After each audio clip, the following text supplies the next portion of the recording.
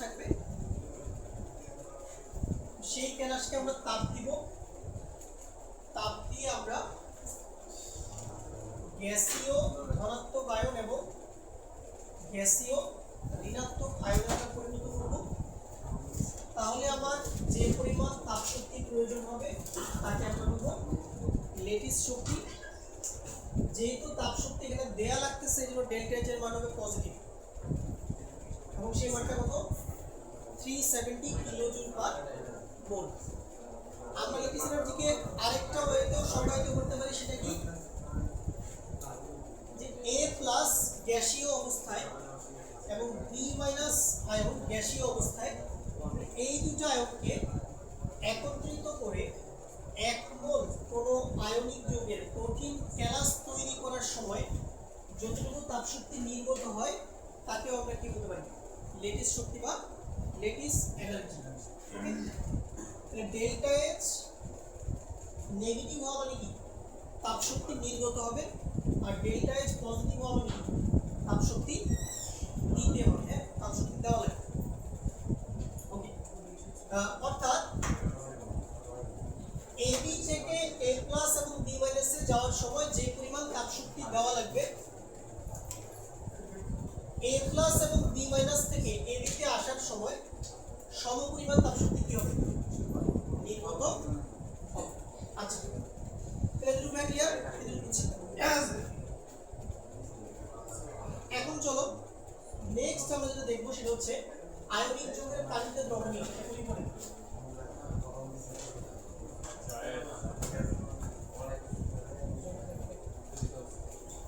মনে করো আমাদের কাছে হচ্ছে যে একটা আয়নিক যৌগ আছে ম্যাগনেসিয়াম ক্লোরাইড।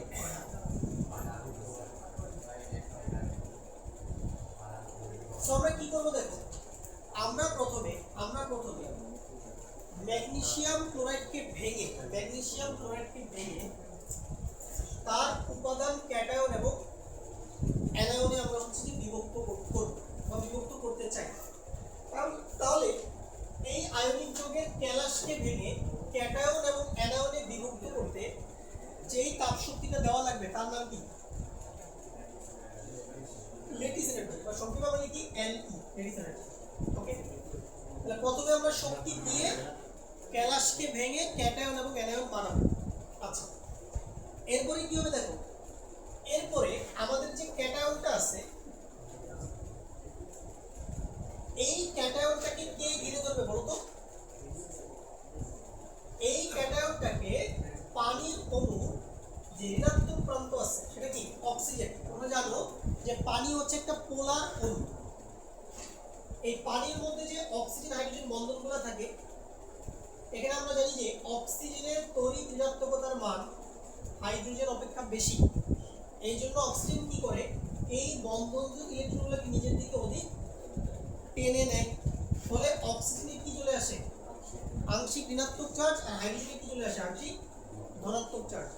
তাহলে ম্যাগনেসিয়াম 2+ কে কে ঘিরে ধরবে চারপাশ থেকে? পানির অণুর কোন প্রান্ত? পানির অণুর ঋণাত্মক প্রান্ত, পানির অণুর ঋণাত্মক প্রান্ত। সো এতে করে ম্যাগনেসিয়াম আয়ন কি হবে পানিতে দ্রবীভূত হবে। আচ্ছা, এই যে ম্যাগনেসিয়াম আয়ন পানিতে দ্রবীভূত হলো, এতে করে কি হবে? এতে করে কিছু তাপশক্তি নির্গত হবে, আচ্ছা, এরপরে দেখো এই যে Cl আয়নটা আছে, এই Cl আয়নকে কে ঘিরে ধরবে বলো? এই Cl আয়নকে পানির অণুর যে ধনাত্মক প্রান্ত আছে এই ধনাত্মক প্রান্তগুলো চারপাশ থেকে ঘিরে ধরবে এবং এইভাবে Cl আয়ন পানিতে দ্রবীভূত হবে। আর Cl আয়নও যখন পানিতে দ্রবীভূত হবে তখনও কিছু তাপশক্তি নির্গত হবে। আচ্ছা, তাহলে আমরা যেটা বলতে পারি এই লবণের ক্যাটায়ন এবং অ্যানায়ন পানিতে দ্রবীভূত হওয়ার সময় যে মোট শক্তি নির্গত হয় তার একটা নাম আছে, যেটা বলা হয় হাইড্রেশন শক্তি। তাহলে আয়নিক যৌগকে আয়নে ভাঙতে যে শক্তি লাগে তাকে কি বলে লেটিস শক্তি। আর আয়নগুলো যখন পানিতে দ্রবীভূত হয় তখন যে শক্তি নির্গত হয় তাকে কি বলা হয় হাইড্রেশন শক্তি। ওকে, তাহলে এই পেস্টের সঙ্গে মিলে কথা, এই পেস্টের সঙ্গে তুলে হ্যাঁ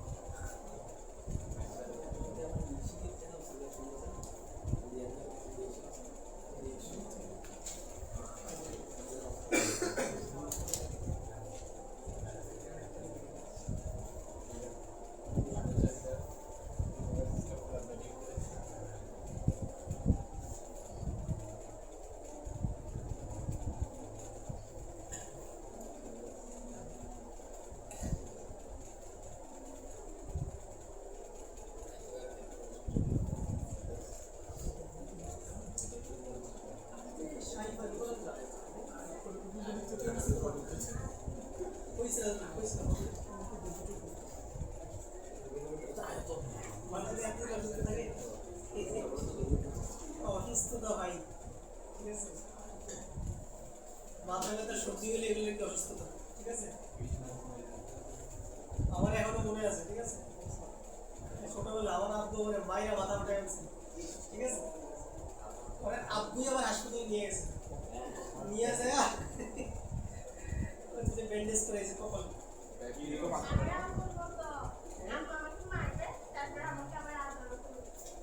আছে?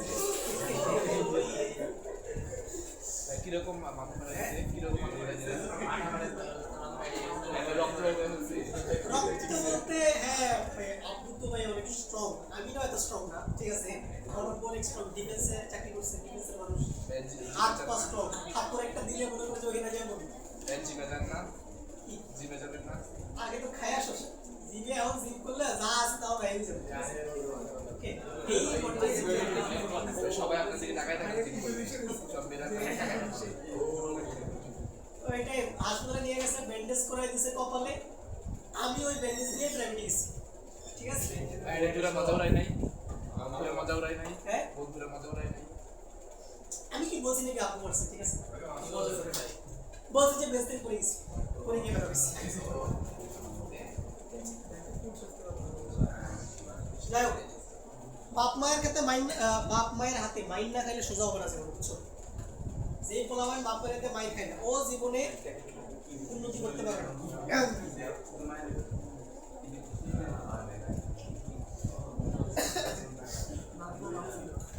বলো লিখেছো বেচ লিখছি, ওকে?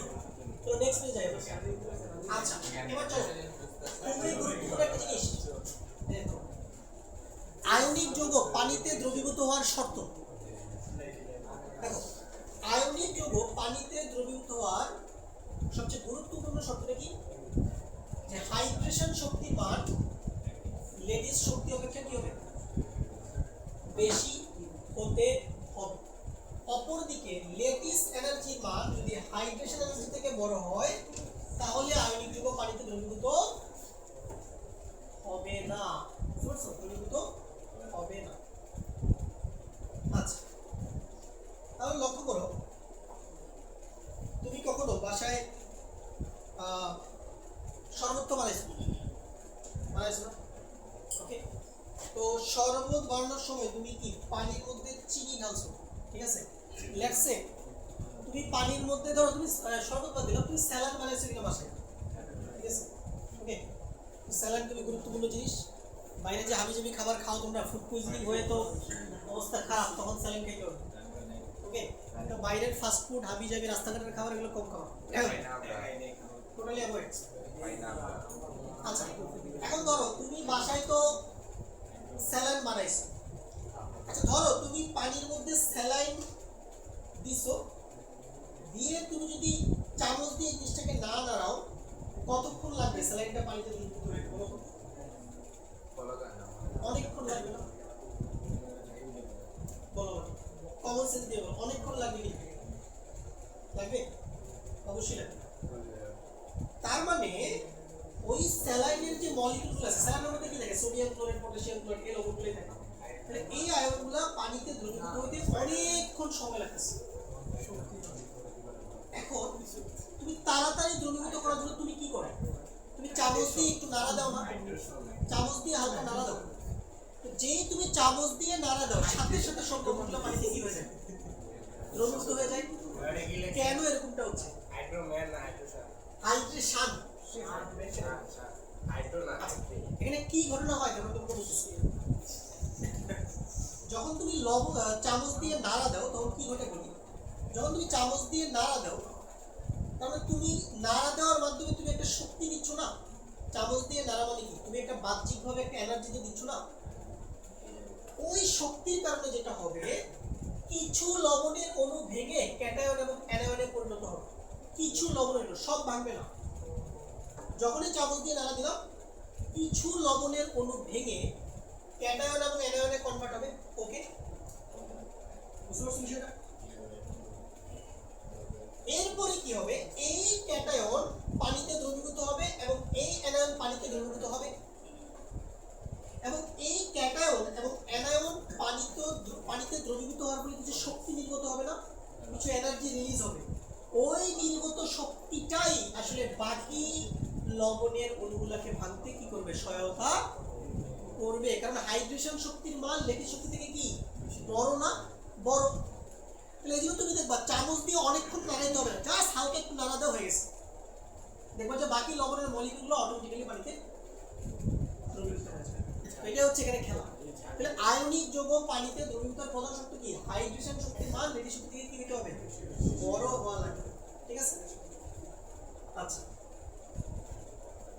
আর যদি ল্যাটিস এনার্জি বড় হয় তাহলে পানিতে দ্রবীভূত হবে না। তাহলে যে কোনো আয়নিক যৌগের সবচেয়ে গুরুত্বপূর্ণ প্রপার্টি কি, তার ল্যাটিস এনার্জি। তার সমস্ত প্রপার্টিজ, ভৌত রাসায়নিক ধর্ম, ইচ এন্ড এভরিথিং সবকিছু কার উপর ডিপেন্ড করে, ল্যাটিস এনার্জির উপর ডিপেন্ড করে। তাহলে এই পৃষ্ঠাটা লিখে ফেলো সবাই, এই পৃষ্ঠাটা লিখে ফেলো।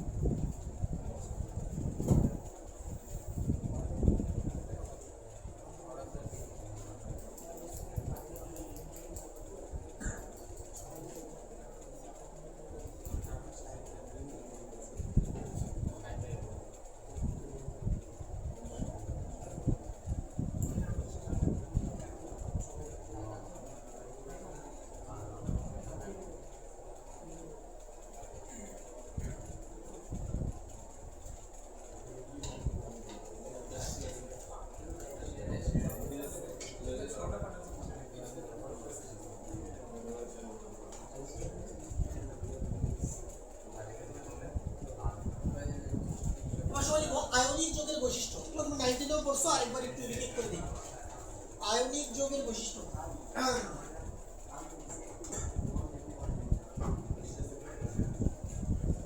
আমরা বলতেছি আয়নিক যৌগ আমাদের ইন্টারমিডিয়েট সিলেবাসে তেমন গুরুত্বপূর্ণ না। ঠিক আছে। আয়নিক যৌগ নিয়ে পড়াশোনা কোন ক্লাস জানো? হ্যাঁ, তুমি যদি ইঞ্জিনিয়ারিং এ তুমি যদি ভর্তি হও, চুয়েটে প্রথম সেমিস্টারই একটা কোর্স থাকবে, solid state physics or solid state chemistry, মানে কঠিন জিনিসপাতি নিয়ে পড়াশোনা। হ্যাঁ, কত পেজের বই জানো? 1500 পৃষ্ঠার বই, solid state physics, solid state chemistry. হ্যাঁ, না আমি তো কোনো বই কিনতাম না, আমি তো পিডিএফ করতাম, পিডিএফ। অনলাইন কপি সব পাওয়া যায়, এত বই কিনে কত টাকা দিই। শোনো, আমাদের ওখানে বই কেনার একটা সুন্দর সিস্টেম ছিল আমাদের খুলনাতে। ওখানে নিয়ম হচ্ছে কি, মনে করো তুমি দোকানে যায় বই কিনবা, ধরো তুমি 5টা বই কিনবা, 2500 টাকা দাম। তুমি দোকানদার কি ধরো তুমি 2500 টাকা পে করলে, ঠিক আছে, পে করলে। আচ্ছা, মনে করো তোমার একটা সেমিস্টারে তো তোমার বইগুলো ইউজ হওয়ার পরে পরের সেমিস্টারে তো ওই বইগুলো কাজে লাগে না, ঠিক আছে না? পরে আমরা কি করতাম, যে আগের বইগুলো ফেরত দিয়ে নতুন বই নিয়ে আসতাম। টাকা যদি তুমি অলরেডি 2500 টাকা দিয়ে দিছো, হ্যাঁ, এখন যদি মনে করো নতুন যে বইগুলো নিছো ওগুলোর দাম যদি 2500 টাকার চেয়ে বেশি হয়ে যায়, তখন তোমাকে ওই এক্সট্রা টাকাটা জাস্ট পে করলে হবে। ধরো তোমার নতুন বইগুলোর দাম 2700 টাকা, তুমি তো আগে 2500 টাকা দিছোই, নতুন করে আবার কয় টাকা দিবা, 200 টাকা দিবা। মানে আমাদের এখানে নিয়ম হচ্ছে কি, মানে তুমি বই নিতে পারবা বাট দোকানদার তোমাকে টাকা দিবে না। 2500 কম দিলে বই নিবা বাট দোকানদার তোমাকে টাকা দিবে না, টাকা হচ্ছে ওয়ান টাইম পেমেন্ট।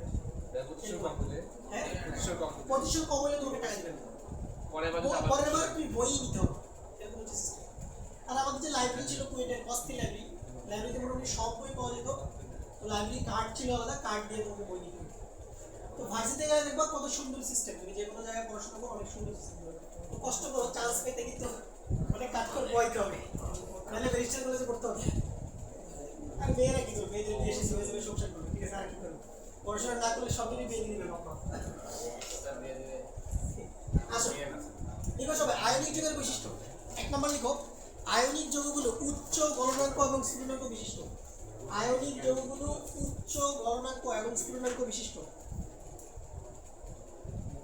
আয়নিক যৌগগুলো উচ্চ গলনাঙ্ক এবং স্ফুটনাঙ্ক বিশিষ্ট।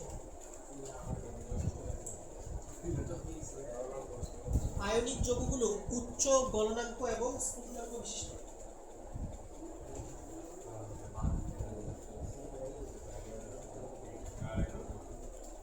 আয়নিক যৌগগুলো উচ্চ গলনাঙ্ক এবং স্ফুটনাঙ্ক বিশিষ্ট।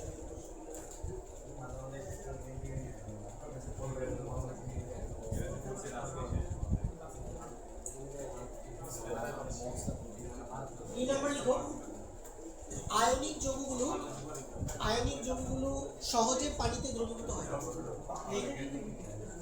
লিখো, আয়নিক যৌগগুলো সহজে পানিতে দ্রবীভূত হয়। আয়নিক যৌগগুলো সহজে পানিতে দ্রবীভূত হয়। 3 নম্বর লিখো, আয়নিক যৌগগুলো জলীয় দ্রবণে এবং গলিত অবস্থায় বিদ্যুৎ পরিবহন করতে পারে। আয়নিক যৌগগুলো জলীয় দ্রবণে এবং গলিত অবস্থায় বিদ্যুৎ পরিবহন করতে পারে।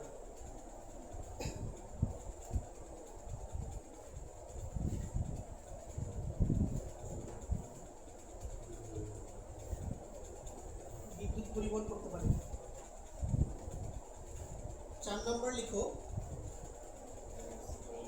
আয়নিক যৌগগুলো সমরূপতা প্রদর্শন করে থাকে। আয়নিক যৌগগুলো সমরূপতা প্রদর্শন করে থাকে। কেমন বোঝাচ্ছে এটা? আয়নিক যৌগগুলো সমরূপতা প্রদর্শন করে থাকে। 5 নম্বর লিখো, আয়নিক যৌগগুলো কক্ষ তাপমাত্রায় কঠিন অবস্থায় থাকে। আয়নিক যৌগগুলো কক্ষ তাপমাত্রায় কঠিন অবস্থায় থাকে।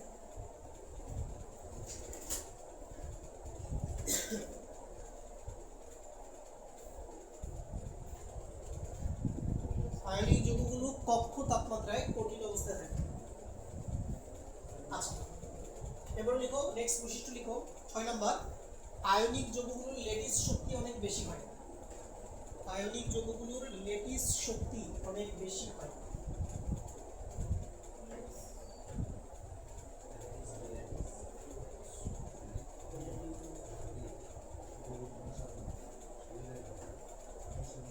লিখো, আয়নিক যৌগগুলোর ল্যাটিস শক্তি অনেক বেশি হয়। 7 নম্বর, প্রতিটি আয়নিক যৌগ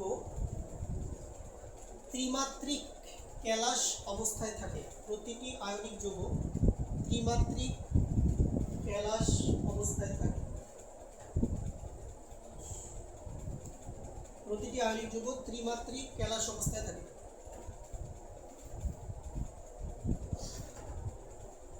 ত্রিমাত্রিক ক্যালাস অবস্থায় থাকে।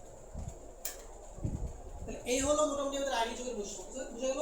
তাহলে এই হলো আয়নিক যৌগ নিয়ে পড়াশোনা। এর চেয়ে বেশি এক লাইনও তোমার পড়তে হবে না আয়নিক যৌগ ইন্টারমিডিয়েট। আচ্ছা, এবার চলো তোমাকে আমি সমরূপতাটা একটু বুঝাই। হ্যাঁ, এই যে সমরূপতাটা দেখো প্লিজ, ইম্পর্টেন্ট। ধরো তোমার কাছে দুইটা আয়নিক যৌগ আছে, সোডিয়াম ফ্লোরাইড এবং ম্যাগনেসিয়াম অক্সাইড।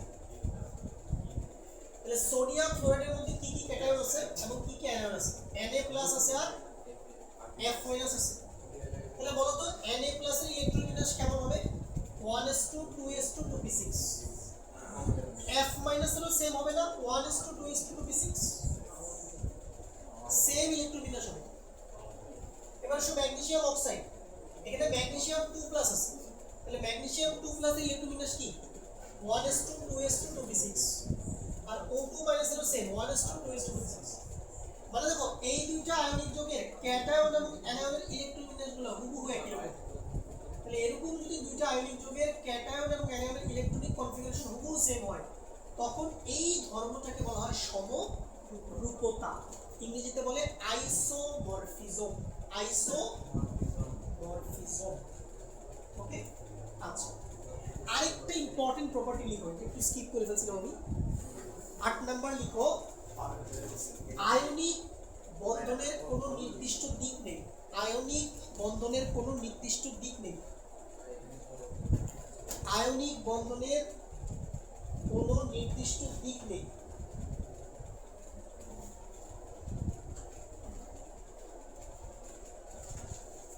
এই জন্য আয়নিক যৌগগুলো ত্রিমাত্রিক সমানতা প্রদর্শন করতে পারে না। আয়নিক বন্ধনের কোনো নির্দিষ্ট দিক নেই, এই জন্য আয়নিক যৌগগুলো ত্রিমাত্রিক সমানতা প্রদর্শন করতে পারে না। সমানতা সমানতা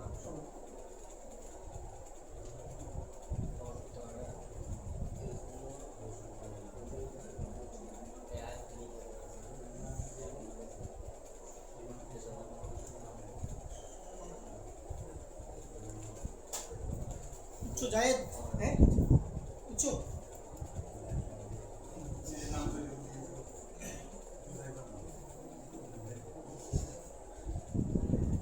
চলো, তাহলে আয়নিক বন্ধন আমাদের শেষ। এবার চলো আমাদের অ্যাকচুয়াল পড়াশোনা স্টার্ট হবে।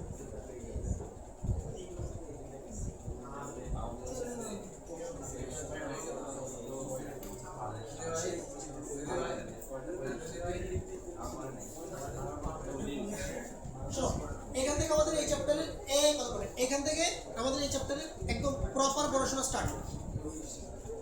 সেটা কি বলো?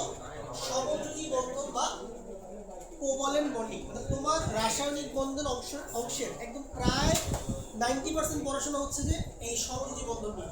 ওকে, বেশ ভালোভাবে তোমাকে জিনিসটা বুঝতে হবে। আচ্ছা, তোমরা এটা সবাই জানো যে সমযোজী বন্ধন কিভাবে গঠিত হয়? ইলেকট্রন শেয়ারিং বা ভাগাভাগির মাধ্যমে গঠিত হয়।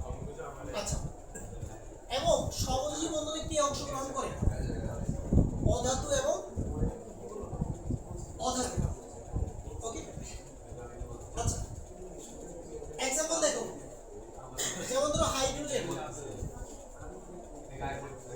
এই অণুটার গঠন যদি আমরা দেখি কিন্তু হবে হাইড্রোজেন বন্ড হাইড্রোজেন। আচ্ছা, অক্সিজেন O2, এটার গঠন কেমন হবে? Oxygen double bond oxygen. যদি N2 হয় তাহলে কেমন হবে বলো? Nitrogen triple bond nitrogen. তাহলে মাথায় রাখবা যে যে কোনো যৌগে হাইড্রোজেন অলওয়েজ কয় হাতে থাকে? হাইড্রোজেন অলওয়েজ এক হাতে থাকে। অক্সিজেন অলওয়েজ কয় হাতে? দুই হাতে। নাইট্রোজেন অলওয়েজ কয় হাতে? তিন হাতে। এবার আসো হ্যালোজেন Cl2। তো এখানে দেখো ক্লোরিন বন্ড ক্লোরিন। তো হ্যালোজেন গুলা নরমালি এক হাতে থাকে, তবে হ্যালোজেন গুলার হাত সংখ্যা 3 হাত হয়, মাঝে মাঝে 5 হাত হয়, মাঝে মাঝে 7ও হয়। তো ওগুলো আমরা পরে আসবো। তো বেসিক্যালি হচ্ছে যে ক্লোরিন কয় হাতে থাকে? অলওয়েজ এক হাতে থাকে। আচ্ছা, তাহলে এই বিষয়টা তুলে ফেলো দ্রুত, এই বিষয়টা তুলে ফেলো।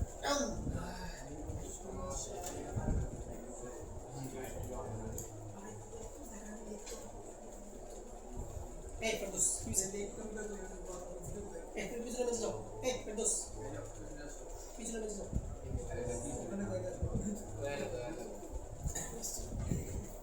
আরামে বসো।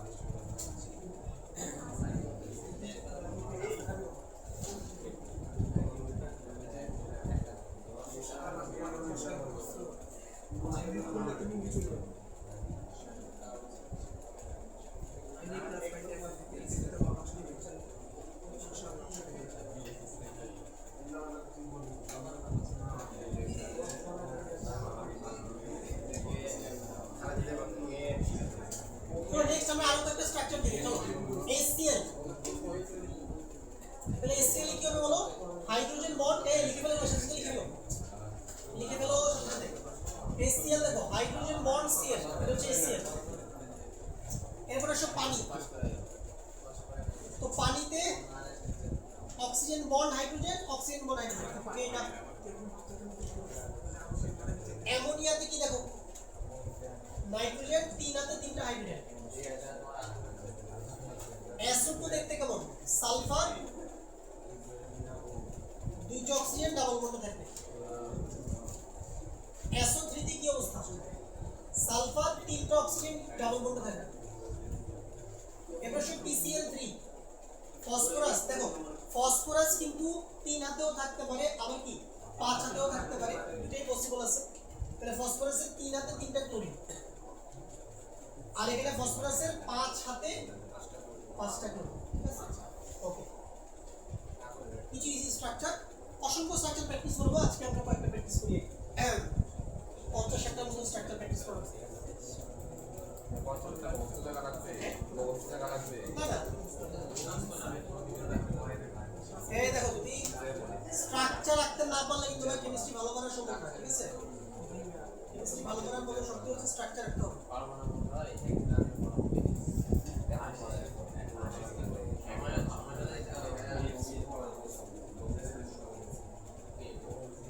কেজিনা সিরিজ থেকে না কেজিনা সিরিজ থেকে বিশেষ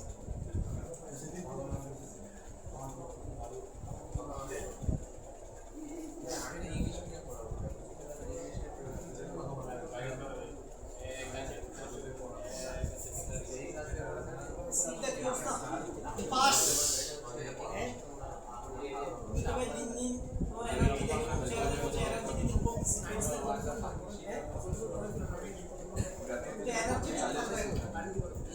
দিন পড়াশোনার গ্রাফ তো উপরের দিকে যাবে, তোমার গ্রাফের যে ঢাল এটা নেগেটিভ।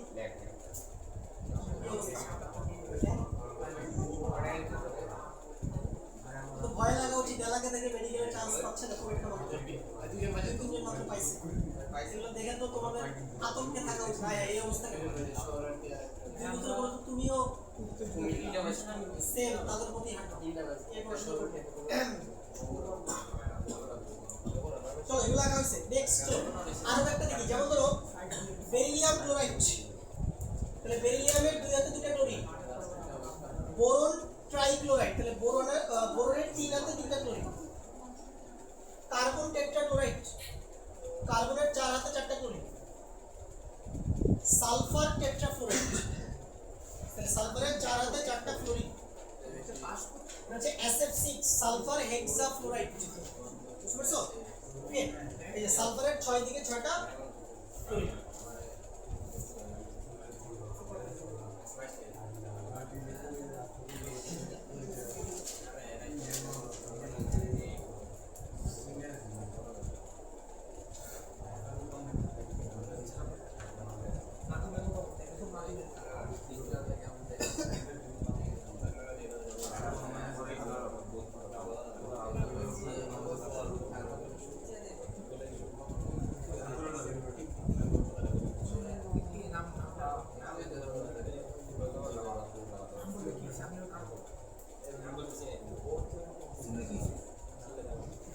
চোরাটি এই 27 কি নাম? চাই না না, ওর নাম ও সাইদ, ও সাইদ হাসান আনোয়ার, ও শাহিদ শহীদ আবু সাইদ।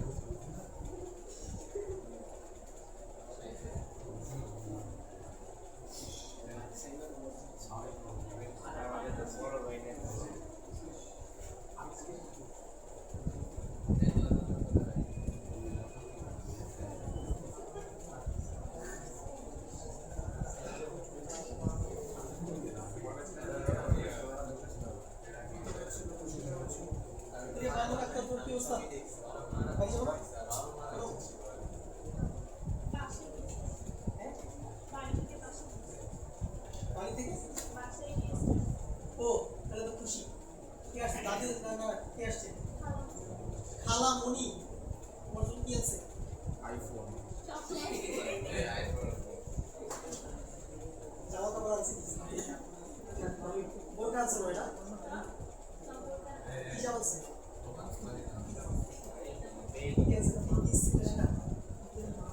খাবার দাবার স্যার একটা করবে পিঠা মিষ্টি খাইছো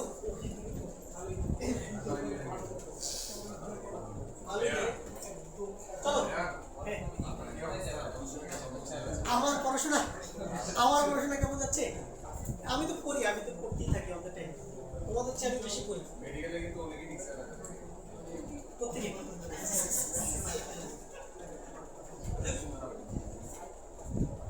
আপনার গ্রাফ কিন্তু ভেরি না যাই হোক ভাই, আমার গ্রাফ নেগেটিভ বলে সমস্যা নেই, তোমাদের গ্রাফ নেগেটিভ বলে সমস্যা নেই। চলো এবার অ্যাকচুয়াল প্রশ্ন স্টার্ট। চলো এবার এখন আমরা শিখবো কিভাবে কোনো একটা যৌগের গঠন দেখে কোনো একটা পরমাণুতে কতটা বন্ধনজোড় ইলেকট্রন আছে আর কতটা মুক্তজোড় ইলেকট্রন আছে এটা কিভাবে বের করে। তোমাদের প্রত্যেকের মধ্যেই এই দুর্বলতাটা আছে যে ম্যাক্সিমাম স্টুডেন্টই কিন্তু মুক্তজোড় বের করতে পারে না। তো তোমার কিন্তু এই বন্ডেড পেয়ার, লোন পেয়ার এগুলো বের করা বেশ ভালোভাবে শিখতে হবে, কারণ তুমি এগুলো না বুঝলে সামনের পড়া তুমি কিছুই বুঝবে না। বুঝতে পারছো? এই চ্যাপ্টারের সামনের পড়াগুলো বোঝার জন্য এই জিনিস খুবই ইম্পর্টেন্ট। তাহলে আমরা একটা সহজ উদাহরণ নিই। ধরো হাইড্রোজেন এবং ক্লোরিনের মধ্যে একটা সহজ জীববন্ধন আছে। দেখো এখানে দাগ কয়টা? একটা দাগ। তো এখানে বেসিক যে বিষয়টা তুমি মাথায় রাখো, প্রত্যেকটা দাগে ইলেকট্রন থাকবে কয়টা? প্রত্যেকটা দাগে ইলেকট্রন থাকবে দুইটা। এই দুইটার একটাকে কন্ট্রিবিউট করবে হাইড্রোজেন, আরেকটাকে কন্ট্রিবিউট করবে ক্লোরিন। ঠিক আছে? তাহলে প্রতিটা বন্ধনে কয়টা ইলেকট্রন থাকে বলো? দুইটা। তাহলে একটা কন্ট্রিবিউট করবে হাইড্রোজেন, আরেকটা কন্ট্রিবিউট করবে কে? ক্লোরিন। আচ্ছা তাহলে বলো এখানে এই যে দুটো ইলেকট্রন আছে এরা কি বন্ধনে আছে না বলো? বন্ধনে আছে।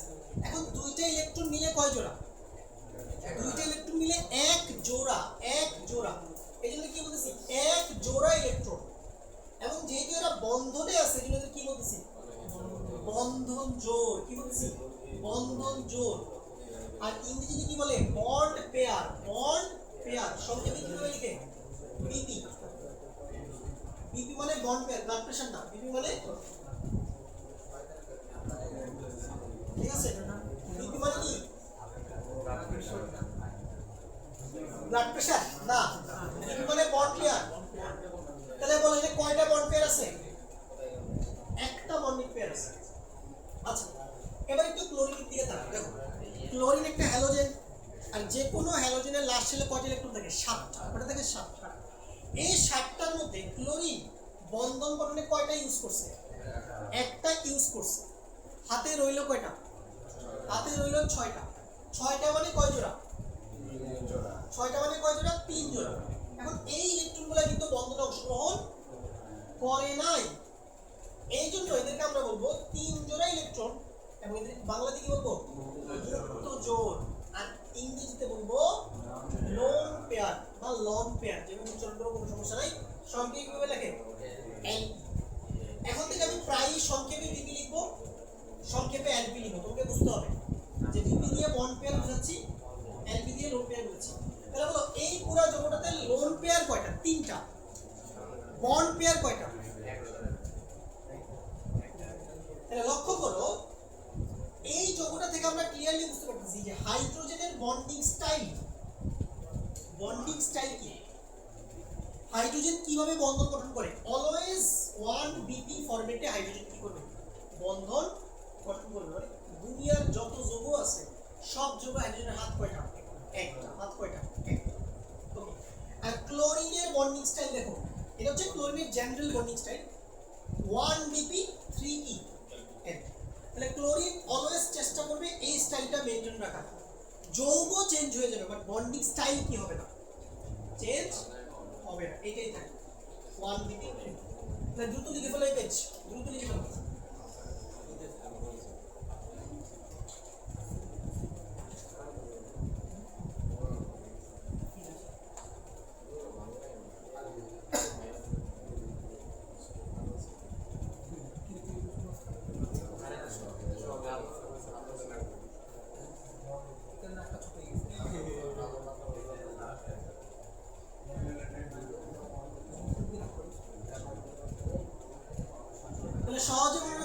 যতটা দাগ ততটা বন্ধন জোড়, যতটা দাগ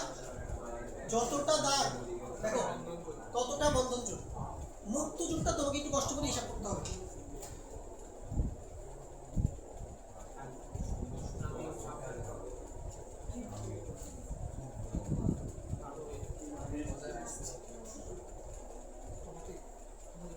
স্কেলকে বাড়ি ছিল বই রাজশাহী কোথায়? সদর সাহেব বাজার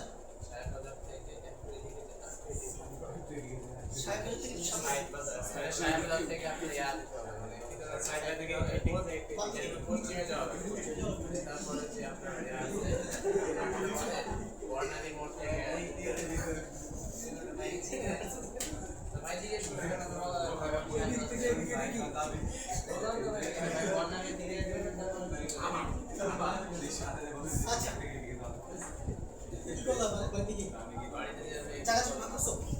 জায়গা জমি ভাগ করছো? এখন আমি কবে গেছি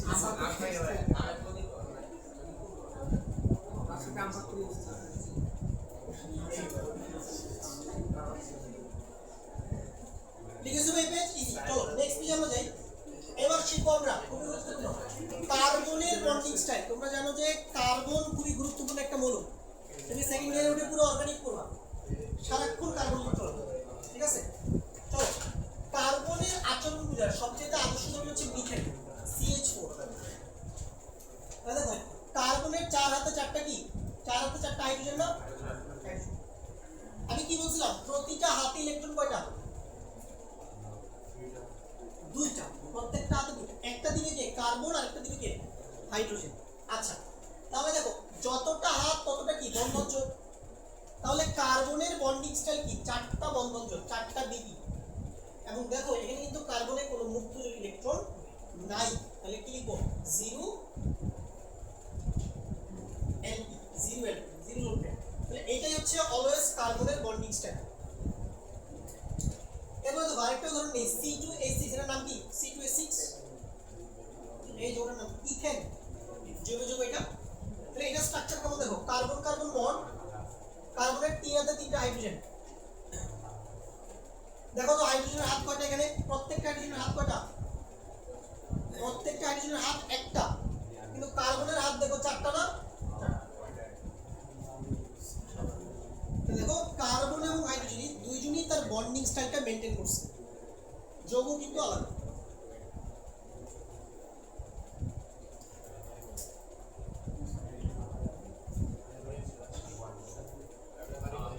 চাঁদপুর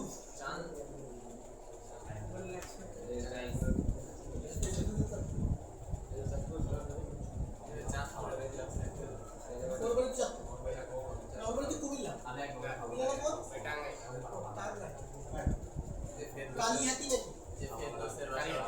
কালিহাতি বুঝলাম।